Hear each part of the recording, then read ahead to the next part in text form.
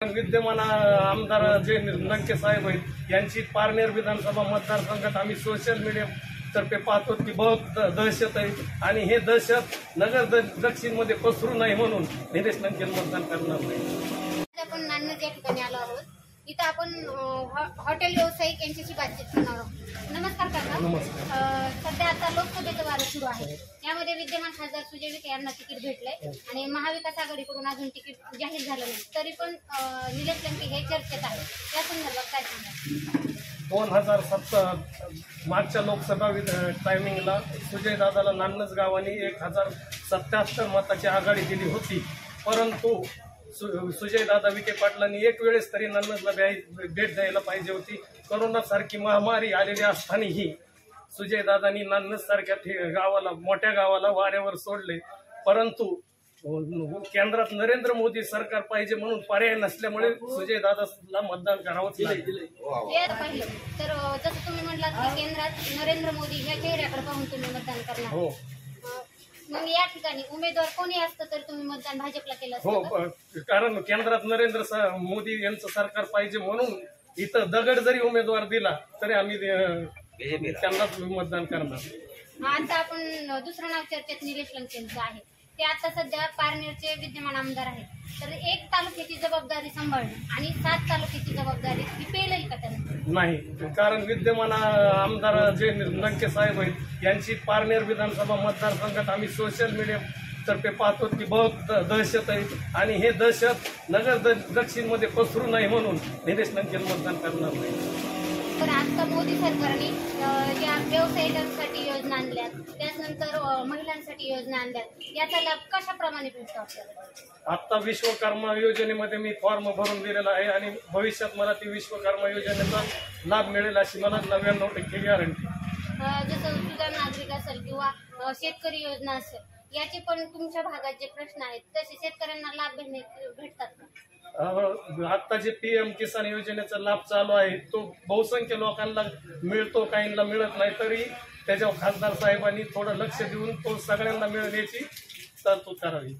आता आपण म्हटलं की सुजय दादांनी ह्या गावाकडे दुर्लक्ष केलं, पण सुजय विखे पाटलांनी आतापर्यंत जे होणार नव्हते कामं रोडचे, काँग्रेसच्या काळात जे कामं झाले नाही ते कामं रोडच्या माध्यमातून किंवा महिला बचत गटांना सहाय्य करणे असे त्यांनी विकास कामे केलेत, या संदर्भात काय बोलणार? नाही, या विकास कामासंदर्भात आम्ही त्यांच्यावर खुश आहेत, परंतु कोरोना सारखी महामारी आलेली असताना त्यांनी एवढं मोठं गाव वाऱ्यावर सोडलं, त्यामुळं आम्ही त्यांच्यावर नाराज आहेत, परंतु नरेंद्र मोदी यांचा चेहरा पाहून आम्ही त्यांनाच मतदान करणार। ओके, सध्या लोकसभेचं वारं सुरू आहे, त्यामध्ये विखे आणि लंके अशी टक्कर चर्चेत आहे, याबद्दल काय सांगा? लंके पहिल्यांदा इकडे दक्षिण मतदारसंघामध्ये पहिल्यांदा उभा राहतात आणि सध्या त्यांची हवा आहे, कारण की मागच्या वेळेस सुजय विखे उभा होते पण त्यांनी 5 वर्षात एकदा बी इकडे काही आलेलं नाही ना, पण ते कामं केलेले, जे आश्वासन दिलेले होते मागच्या वेळेस ते आश्वासन काय पूर्ण झालेले नाही। आणि लंके कसं नवीन तरफदार नेता आहे, तर आशा आहे सगळ्या माणसाची त्याच्याकडून कामं होईल आणि ती नक्की यावेळेस तुतारीचे वाजेल। लोकसभेचं मतदान मोदींच्या चेहऱ्याकडे पाहून करणार का स्थानिक नेत्यांच्या? स्थानिक नेते। विद्यमान खासदारांच्या कामाला तुम्ही किती मार्क द्याल? 10%। जर विखे आणि लंके अशी लढत झाली तर सरस कोण ठरेल? लंके। देशाची किंमत वाढवण्यासाठी मोदी सरकारने खूप काही योजना आणल्या, त्याबद्दल काय सांगा? काय कोणते आणले? त्यांनी फक्त उद्योगासाठी योजना आणली, शेतकरी गरीबसाठी काहीच आणलेलं नाही। शेतकऱ्यांसाठी शेतकरी सन्मान योजना आहे, विद्यार्थ्यांसाठी बस मोफत आहे, किंवा वयोवृद्ध जे माणसं असतात त्यांना STचा प्रवास महिलांसाठी 50% केला, वयोवृद्ध व्यक्तींना फुकट केला, ह्या योजना आहेत ते आहेत मॅडम, पण एका साईडने लुटती चालू आहे ना। गॅसमध्ये बघा ना किती रेट वाढले, पेट्रोल डिझेलमध्ये किती रेट वाढलेले, अनेक गोष्टी असे की त्यामध्ये रेट वाढलेले आहे।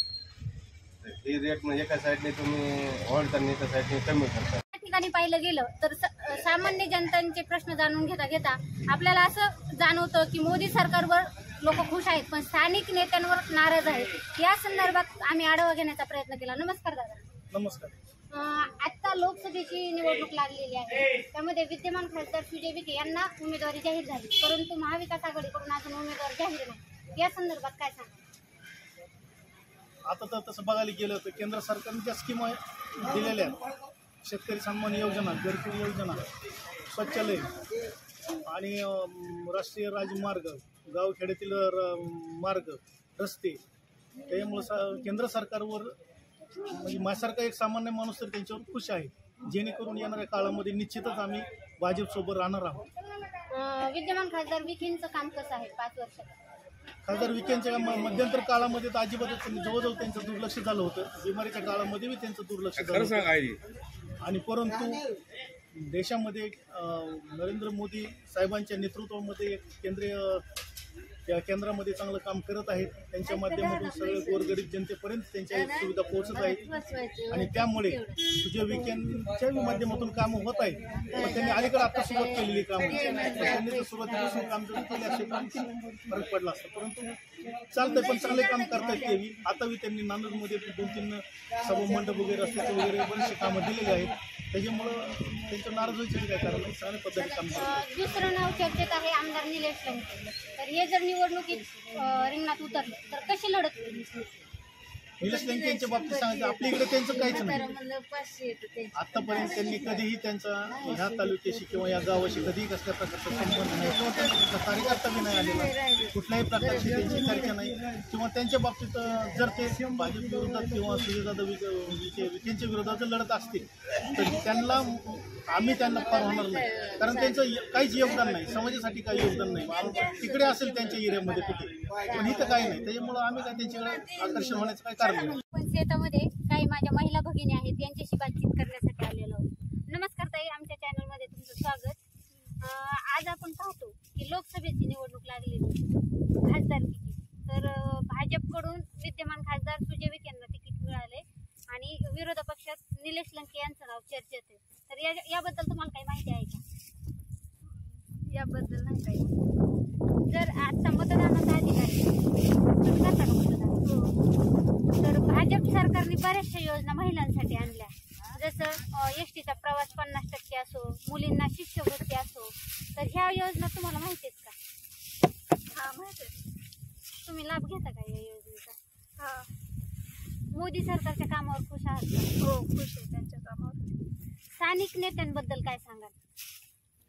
स्थानिक नेत्याबद्दल म्हणायचं तर सुजय विखे पाटील आमच्या नगर जिल्ह्याचे ते खासदार आहेत, पण अजूनपर्यंत त्यांनी आम्हाला कशाचाच लाभ करून दिलेला नाही. निवडणुकीच्या टायमाला आलते ते इथं, पण त्यावर ते आम्हाला रस्त्याचे पण आम्हाला हे नाही का, म्हणजे असं काहीच त्यांच्याकडून आम्हाला लाभ भेटलेला नाही. ज्या योजना आहेत त्या आता भाजप सरकारच्या माध्यमातूनच तुमच्यापर्यंत आलेल्या आहेत, त्याचा लाभ घेतात. तसं आता जर पाहिलं तर तुम्हाला रोज किती आहे? आता आम्हाला 200 रुपये रोज आहे आणि साऱ्या उन्हातानाचं कांदे काटून आमच्या मालाला भावही नाही. सोयाबीन जाते 3000. काय उपयोग आहे एवढं आम्ही कष्ट करून घाम गाळून एवढं कमवायचं आणि आमच्या मालाला भाव नाही. आता कांदा निर्यात बंदी उठवली, कांद्याला बाजार येणार, तर हे माहिती आहे का तुम्हाला नेमकं निर्यात बंदी काय असते किंवा बाजार येणार आहे का नाही? नाही, काहीच माहित नाही याबद्दल. आम्ही फक्त पिकवायचं आणि विकायचं काम करतो. विकायचं बी आमच्या हातात नसतं, त्याचे मालक व्यापारी लोक होते. आम्ही फक्त पिकवायचं आणि न्यायचं, आमच्या मालाचा आम्हाला अधिकार नाही. असं आहे. मुलांना जे शिक्षण देतो आपण, मुलांसाठी सगळे काम करतो, तर ह्या शिक्षणाबद्दल पण मोदी सरकारची भरपूर योजना आहे, तर त्याचा लाभ तुम्हाला 100% भेटतो. हा, ते भेटतो. मोदी सरकारवर तुम्ही खुश आहात का? हा, मोदी सरकारवर खूप खुश आहे. वारं सुरू आहे. भाजपकडून विद्यमान खासदार सुजय विखेंना तिकीट भेटलं आणि दुसरं नाव निलेश लंके चर्चेत आहे. या संदर्भात काय सांगा? तसं पाहता भारत देशामध्ये मोदीची सत्ता यावी असे मनोमन सगळ्यांना इच्छा आहे, माझी पण तशी इच्छा आहे आणि ती येणार 100%. त्यामुळं इथनं बी आपल्याला एक भाजपचा त्यांना एक पुढं त्या सरकारला सहकार्य म्हणून आपल्याला सुजय विखेंना इथनं निवडून देण्याची गरज आहे. आणि ते विद्यमान खासदार आहेत, त्यामुळे त्यांनी कामं बी चांगल्या प्रकारे केलेली आहेत. दवाखान्याच्या मार्फत गोरगरिबांनाही चांगल्या प्रकारचं काम केलेलं आहे आणि विकासाची कामंही भरपूर केलेले आहेत. त्यामुळे त्यात शंका घ्यायचं काही कारण नाही. आणि निलेश लंके हा नौखा माणूस आहे, याचं कुणाला माहिती नाही काम कसं आहे काय आहे ती. त्यामुळे आम्ही सुजय दादा विखेंनी जे कामं केले त्यावरती खुश आहोत आम्ही. आता आपण मोदी सरकारकडे पाहून मतदान करणार खासदार स्थानिक नेत्यांकडे पाहून? आम्ही मोदी सरकारकडे पाहून मतदान करू. हा मोदी सरकारने जे पगार सुरू केले हा. ते तुम्हाला भेटतेच का? हा भेटतेच ना, भेटतेच पगार भेटती आणि कुपन भेटत, साखर भेटती मला महिन्या 2 महिन्याला 4 किलो, 3-4 महिने झाले की भेटते तेवढी महिन्याची फुकाट कुपन. आणि त्या जी काय धान्य येते ना ती सगळं मला फुकाट येते.